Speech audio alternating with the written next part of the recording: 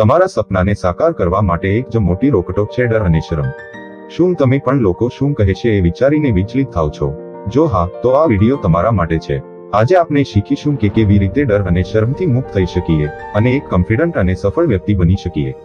વિડીયોને અંત સુધી જોજો, કારણ કે છેલ્લે હું તમારે માટે એક ખાસ ટીપ શેર કરવા જઈ રહ્યો છું.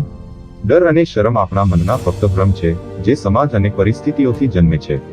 લોકો શું કહે છે, અમે કંઈક કરીશું તો શી શરમ થશે, આવા વિચારો આપણું જીવન કાબૂમાં રાખે છે.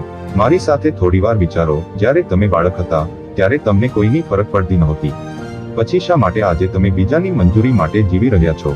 એકવાર વિચારો, વર્સ્ટ કેસ સિનેરિયો શું છે? મોટા ભાગે એ એટલો ખરાબ પણ ન હોય. લોકો માત્ર થોડીવાર તમારી મજાક ઉડાવશે, પણ પછી એમને યાદ પણ નહીં રહે.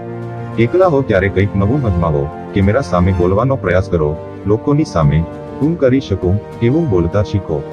કોન્ફિડન્સ એક દિવસમાં નહીં આવે, પણ જો દિન પ્રતિદિન પ્રેક્ટિસ કરશો તો જરૂર આવશે. તમારા અસ્પષ્ટ વિચારોને દૂર કરો. તમે જે છો એમાં ગર્વ કરો.